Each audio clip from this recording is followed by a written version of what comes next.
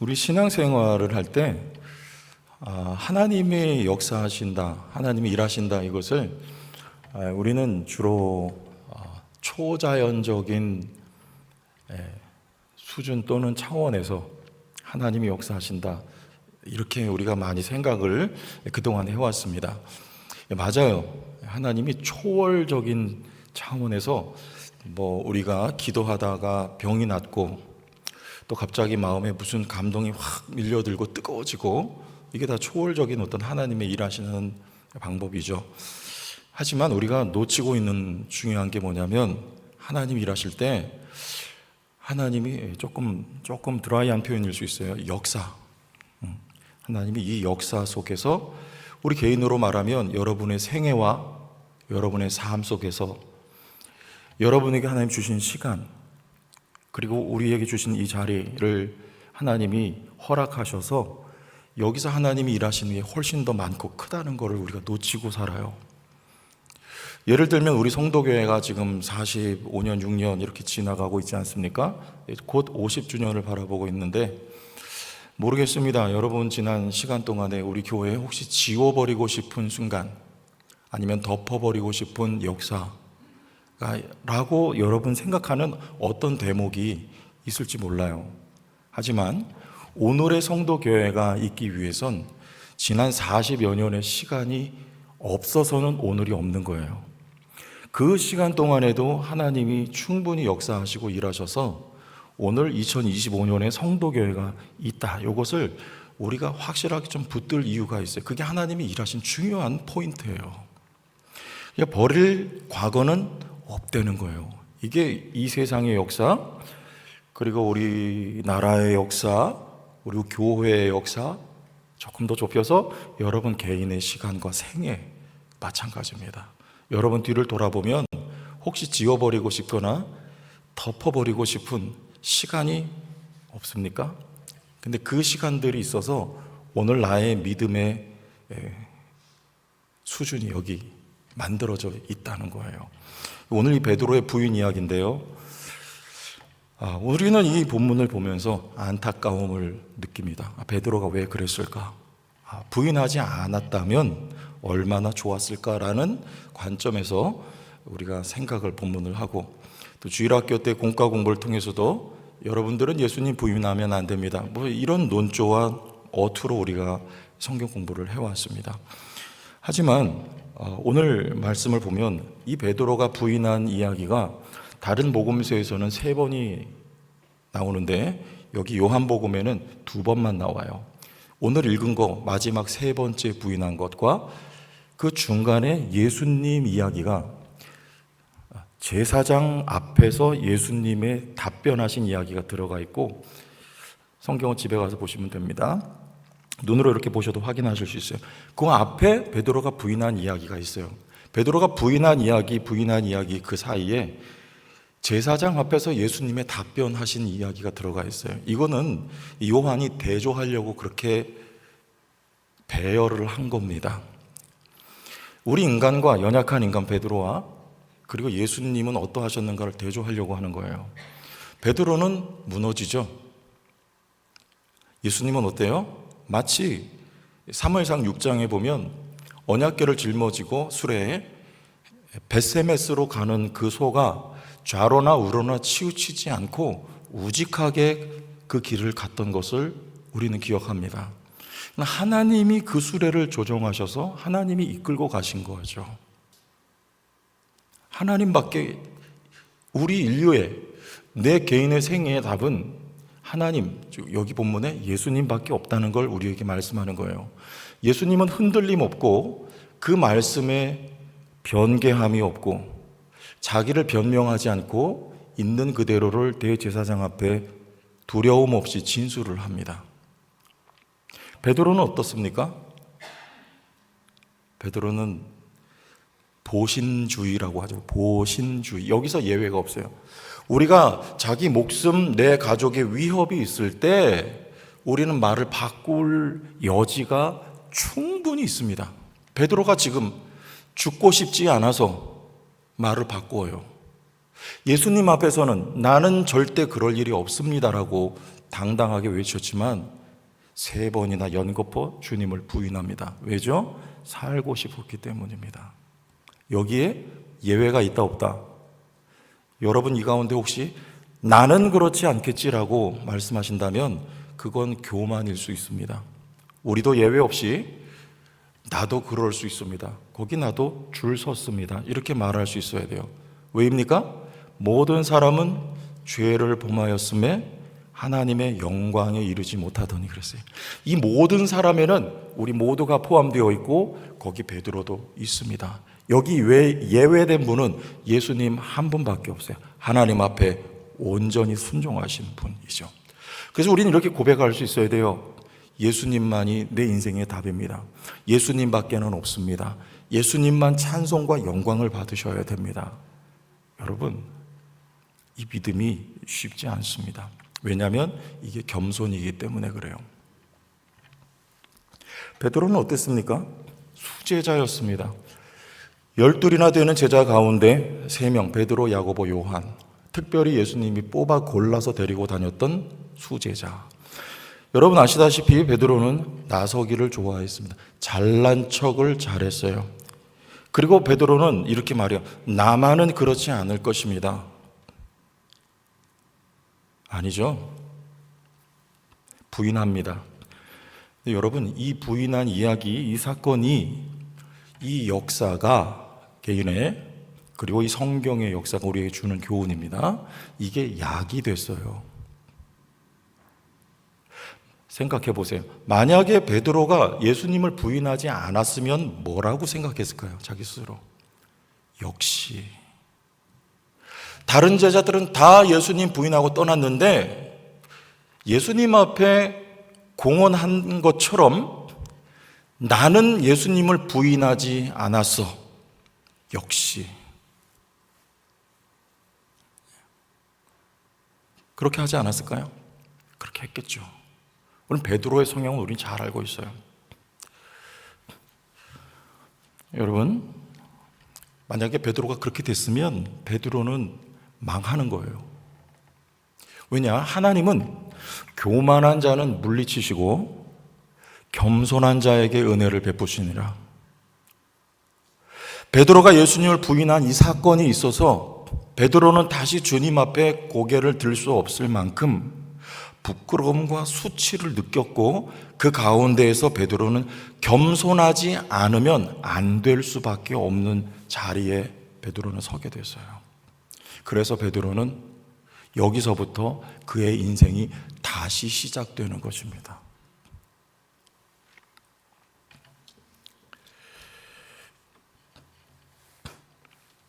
이제는 겸손해지는 것이죠. 즉, 은혜 받은 건 내가 자격이 있어서 받은 게 아니다. 예수님 부인하고 나서 베드로가 그거를 깨달아요. 여러분, 우리가 은혜 받은 것은 자격이 있어서 받은 게 단 1%도 없습니다. 자격이 없을 때 받은 은혜예요. 이걸 알아야 겸손해지는 거예요. 자, 그러면 우리에게 대입해서 생각해 봐요. 우리는 겸손, 오늘 새벽에도 순종 이야기했지만 늘 귀에 닳도록 듣는 말이죠. 겸손이 언제 돼요? 그러면 베드로 이야기 보세요. 여러분 겸손하세요. 겸손한 자의 은혜 베푸심. 그런 말을 듣는다고 겸손해지면 좋을 텐데 그게 하나님은 제가 서두에 말씀드렸죠. 여러분의 개인의 역사와 생애를 버릴 것이 없이 하나님이 일하십니다. 그 말이에요.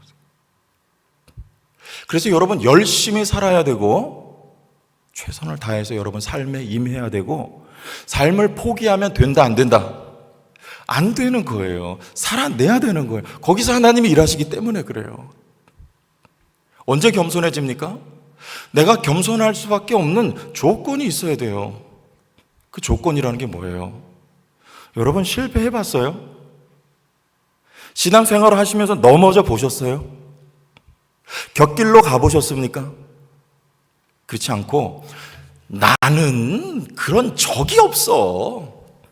나는 벳세메스로 가는 소처럼 나는 올곧게만 살아왔어. 난 50년을 그렇게 살아왔어. 이렇게 말하는 분이 혹시 계실 수 있겠지만 바리새인 되기가 쉽습니다. 그러면요. 왜요? 제가 그런 얘기 많이 들었어요. 나는 그렇게 한 적이 없어. 너같이 기도 안 해본 적이 없어. 다른 사람이 판단이 되죠. 그게 바리새인이에요. 그렇습니까? 혹여 그렇더라도 모든 사람이 죄를 범하였음에 여기에 내가 들어가 있다는 걸 잊어버리면 안 돼요. 혹여 내가 바르게 살았다고 하더라도 하나님의 말씀에 의해서 내가 찔림을 받고 마음의 겸손함을 얻어야 돼요. 무슨 말입니까? 내가 겸손할 수밖에 없는 조건을 여러분 살아가는 생애 동안에 있어야 돼요. 나는 덮고 싶어요. 가리우고 싶어요. 때로는 그게 수치스럽게 느껴져요. 그런데 그 내가 곁길로 갔던 그 경험, 그 시간, 그 사건이 있어서 하나님 앞에 내가 뒤를 돌이켜 생각해 볼 때마다 하나님, 나는 머리를 들 수가 없습니다. 하나님, 저는 저 사람보다 나은 게 하나도 없습니다. 여러분, 이 조건이 있어야 겸손할 수 있습니다. 열심히 살아야 돼요. 할렐루야. 비로소 그래 겸손해져요. 겸손이 얼마나 중요한가? 겸손이 얼마나 중요한가? 하나님이 역사를 운행하시면서 모든 사람이 죄를 범하여 하나님의 영광이 이룰 수 없는데 어느 한 민족에게 열어주셨습니다. 그 민족이 어디입니까? 이스라엘 민족이에요. 그 민족에게만 열어주셔서 하나님을 알게 하시고 하나님과 교제하게 하셨습니다. 누구의 은혜입니까? 하나님의 은혜죠. 선민의식까지 갖게 됐으면 이들이 우리만이 하나님이 택했다고. 왜 택함 받았습니까? 교만하라고 하는 이유가 아니에요. 근데 이들이 어떻게 됩니까? 아시다시피 교만해지죠. 다른 민족은 다 개고, 그렇죠? 그러자 하나님이 하시는 일이 뭡니까? 이 역사 속에서 이들을 하나님이 닫아버리시고 눌러버리시고, 예수님이 오셨는데도 예수님 못 알아봅니다. 소경이에요. 귀머거리예요. 그리고 어디에 하나님이 향하여 여셨습니까? 이방인에게 하나님이 열어주셔요. 누구를 통해서? 사도 바울을 통해서요. 이방인은 이제 수천 년 동안에 하나님 없이, 하나님을 모른 채 하나님 없는 자로 살아왔어요. 그 이방인 가운데 하나님이 열어주실 때 내가 죄인 중에 괴수라고 고백을 하고 하나님 앞에 돌아올 자들이 있기 때문에 이제 때가 참에 그리스도를 이 땅에 보내시고 하나님이 여기 열어주셨습니다. 언제 열어주십니까? 겸손할 때 열어주시는 거예요. 우리가 겸손 못하니까 하나님은 이 역사 속에 일하셔서 겸손할 조건을 만들어주시는 하나님이세요. 이스라엘이 아무것도 아닐 때, 히브리인일 때, 단지 그들이 물 건너온 자들에 불과할 때 하나님이 그들을 택하시고 그들에게 열어주셨던 거예요. 교만하면 하나님이 물리치시고 겸손할 때 하나님이 은혜를 베푸시고요.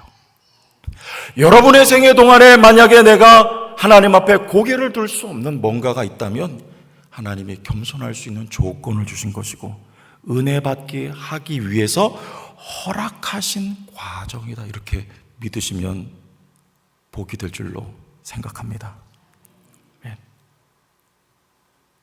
그래서 성경에 나오는 비유가 그거예요. 탕자가 집 나갔다 돌아왔을 때 큰 아들이 말하자면 유대인입니다. 뭐라고 따집니까? 아버지한테? 아버지, 나는 그래 본 적이 없어요. 나는 아버지 속 썩여 본 적이 없어요. 나는 아버지 곁을 지켰어요. 그런데 왜 나한테는 안 줍니까? 자, 여기는 은혜가 없어요. 이 유대인이에요. 교만입니다. 자기가 한 거 아니잖아요. 근데 탕자는요, 입이 10개라도 이제 할 말이 없습니다. 이제는 겸손할 수밖에 없는 조건을 나갔다가 갖추고 온 거예요. 하나님이 왜 허락하셨습니까? 나갈 때 하나님이 선악과를 왜 따먹게 허락하셨습니까? 하나님이 베드로가 부인할 때 왜 놔두셨습니까? 막을 수 있잖아요.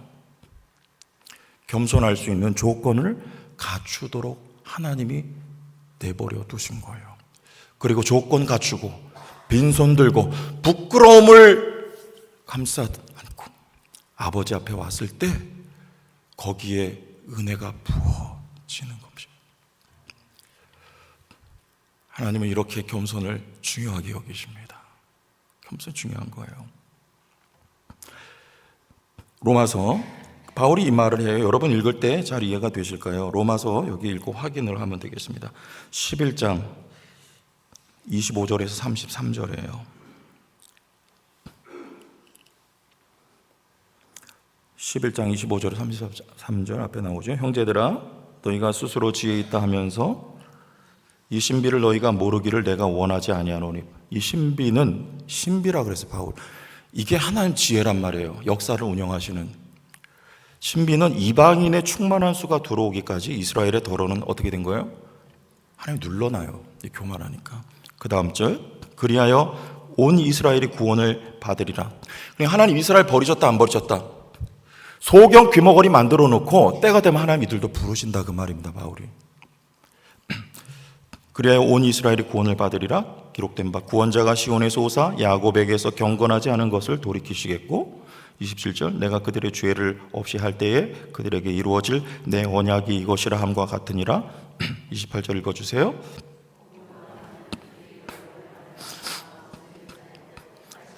조상들로 말미암아 사랑을 입은 자라 하나님의 은사와 부르심에는 후회하심이 하나님은 안 버리셔 이스라엘을요.